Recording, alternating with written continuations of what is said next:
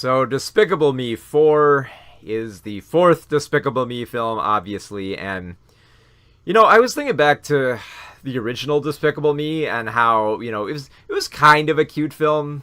Like, I wasn't as in love with it as everyone else was, but, for what it was, I thought it was fairly cute with how it depicted, Steve Carell as Gru, this villain who kind of learns to reform after he adopts these three cute kids, and it gives him, a different perspective on life. I really kind of thought it's in retrospect, it's much cuter than I think I originally gave it credit for, and there are parts of it that I still kind of like, and I think it's kind of clever here and there.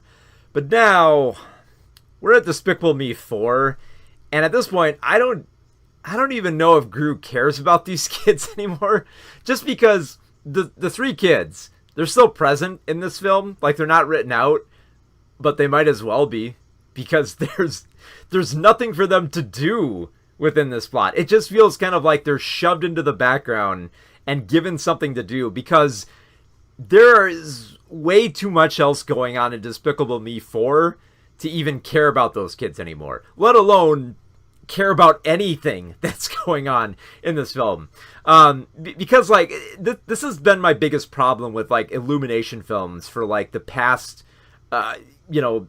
12 years or so. Like, pretty much all their films have just felt like a patchwork of gags that they stitch together, and then just hope that, it somehow makes a good film if you just, like, combine them all together, even with the stitching obviously visible. This has always been the problem with their films. This was like the problem with the past few Despicable Me films. This was the problem with the Minions films. The problem with The Secret Life of Pets. This was the problem with the Super Mario Brothers movie. It's their style, more or less. And when I came into Despicable Me 4, I was like, okay, you know what? I've been through enough of these Despicable Me films, so I know what to expect. I know that it's just going to be a series of gags. They're not really going to connect that well. The script isn't going to tie everything neatly together here. A lot of stuff is going to meander. We're going to get a lot of bits with the Minions. Okay, I'm prepped. I'll accept the film for what it is, and just like, okay, if the gags are fine and they can make up for the script, sure, I'll go along with it. The problem is that there are way too many plot lines going on in this film. And with that happening, and the thing is, I feel like all these plot lines were introduced so that, like, the film could be fast. Could be like, oh, we're going to go to this plot, then we're going to go to this one, and this one, and this one, and this one. And hopefully, the speed of which we zoom between all of them will get all these great gags that'll feel just like the gags are hitting you one after another, after another, after another. But it doesn't work, just because all the gags here just they fall flat on their face. So instead of, like, getting, like, a series of funny gags where you kind of spend more time laughing than you are, like, trying to connect, like, oh, weren't we concentrating on these characters and what happened to this plot line? You're concentrating on the slapstick and the funniness of, like, the Minions getting into all sorts of antics, and Gru stumbling all over the place and tripping all over himself, and the kids acting cute, and the Minions acting cute, and the villain acting dorky. Hopefully all of that will make up for the scattershot script. And it doesn't. It really, really doesn't. Like with the third Despicable Me film, it was an estranged brother type of plot. So and again, like, they lost track of the kids in that film. So just like, okay, it was just the brother plot. It's like, there's few cute things here and there, but not much else. Here, there's barely enough time to appreciate anything. So the whole plot is that Gru is being assaulted by his old nemesis from villain school called Maxime Lamal, played by Will Ferrell with a terrible French accent here. So Maxime's whole deal as villain is that he's transformed himself into a cockroach, and I guess he wants to make the rest of the world into cockroaches, but his top priority at the moment is just getting revenge on Gru for being, like, not even bullied, just kind of, like, one-upped in villain school. So he wants to seek revenge on Gru and his family. So Gru decides to go into a protection program for his family, especially since he has a new baby in the household, which, as if there weren't enough characters. Now we get, like, a little mini Gru, baby Gru, to be thrown into the mix, along with, like, all of Gru's kids, which they're just given busy work to do here. Like, if you're hoping to see more of, like, the cute kids interacting with Gru, you will not get that in this film at all. In fact, a lot of, like, the stuff with the kids just kind of meanders, and a lot of it takes place off-screen. Like, the two youngest ones, they end up taking karate class, and there's, like, some okay slapstick, but it's for one scene and one scene only. And then with the oldest, she's terrified about going to a new school and fears that she's going to get bullied by the other kids, and then that happens, and she feels down, and she doesn't want to be in this new town. You know, it's typical stuff that kids go through. But all of that happens off screen. You never see what happens to this kid. And that's only because we spend so much time with everything else that's going on in the film. So most of the minions end up going off with Gru's anti-villain agency, where they become agents, and a few of them get superpowers. So there's this whole superhero plot, which is like, it's kind of funny for like a few slapstick gags, but it loses its luster after a while, which is kind of rich because like this film, like it feels like it wants to have like some winks and some biting and knowing humor here and there, but it all falls flat just because like the film itself feels like it's contradicting itself. Because like at one point, like they establish like the minions are terrible as superheroes, and then like one civilian says like, you know, oh, I'm so sick of superheroes, meant to highlight how people right now within the movie landscape are sick of superhero movies, while this film is still playing up the superhero trope and not really doing anything interesting with it.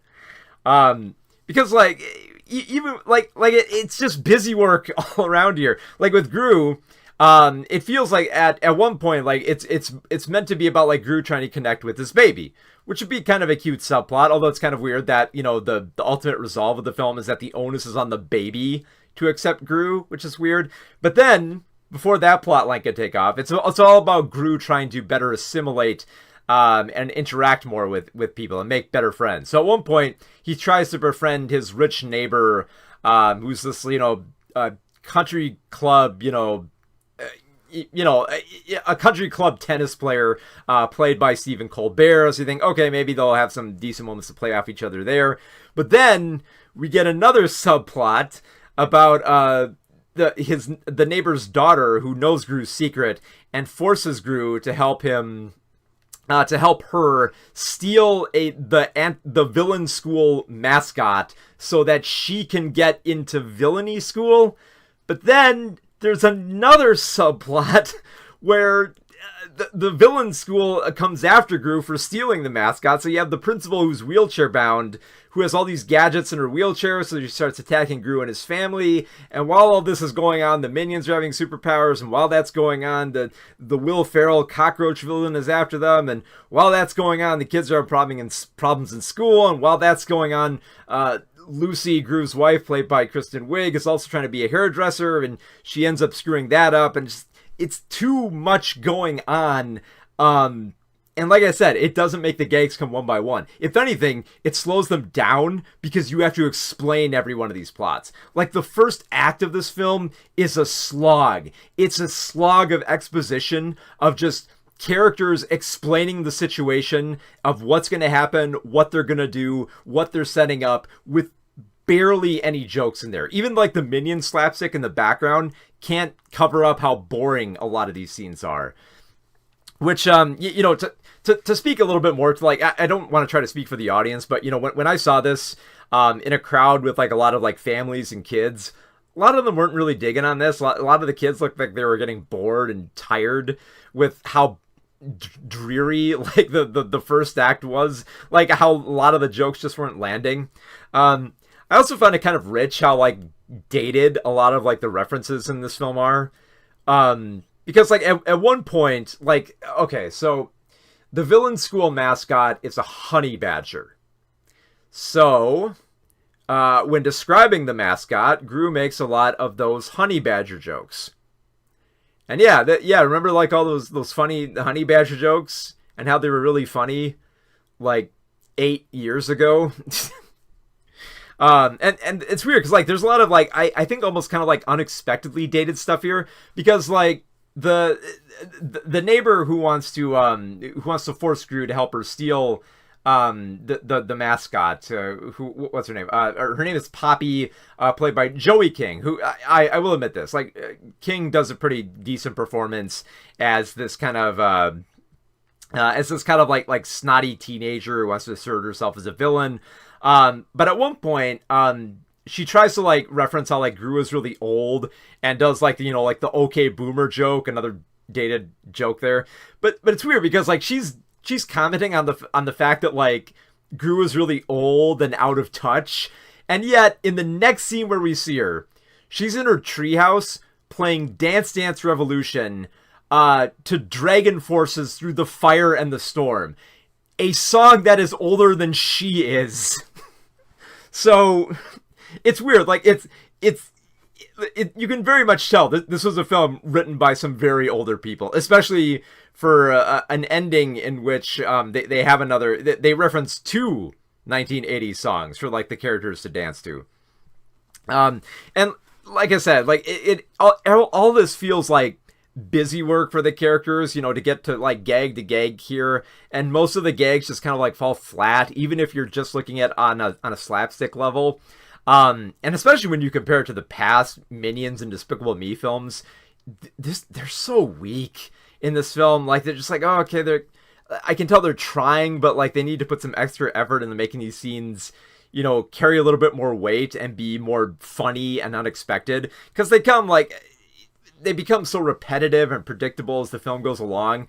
And you can tell the film is getting desperate by the time they get to the ending, where they do the same thing they do with every one of these Despicable Me films, where they play a dated song, the characters sing along to it, and they all dance along to it, except in this ending, Will Ferrell and Steve Carell are both singing as their characters in a prison, and while they're singing, all the villains of the past Minions and Despicable Me films all come out to also sing and dance, so it's like it's reminding you of all the other films. And by the time it got to that, and this was by the end of the film, I was just like, wow, y'all just ran out of ideas, didn't you? You're just like throwing everything else that you've done up here, that you've done on the screen here, and it's just like, and I almost feel like the cameos are thrown in to cover up the cracks within like this script that just isn't working. Because like I said, it's just an excuse for gags. But there's way too many plot lines, and it forgets about characters, and it meanders all over the place, and it's just not fun. And even if you're just coming to this film just because you think it's cute, even the cuteness doesn't work, especially because the film has to hold your hand at several points. There are several points where the film will just stop so that the characters can react and say, "Ah, isn't that cute?" Almost kind of like a canned laughter track, as though the audience won't know what's supposed to be cute in this film, which is a little bit demeaning. And like, it's not cute, it's not funny, and it's like, and sure, I'll admit I've never been that big of a fan of the Despicable Me films, but even if you are, I mean, even if you are, like, you can tell there's definitely a big step down in quality here for how it forgets about so many characters, how it can't find enough fun stuff to do with them, how it can't stick to a plot line, how it can't make a plot line pay off in this, and how the gags are just not hitting the same. And yeah, like, and this is already a super profitable franchise. It's already resting on its laurels here, and it just feels lazy here. Nothing works here. The performances are bland. The slapstick is just off. It's just like all the stuff is there where it's like, okay, this should be funny, and it's not landing any laughs here. There were barely any laughs within the crowd I saw it with. It was just so limp, and I really question what's going to happen with these Despicable Me movies and Minions movies at the rate they're going. I almost feel at this point they just should be a patchwork.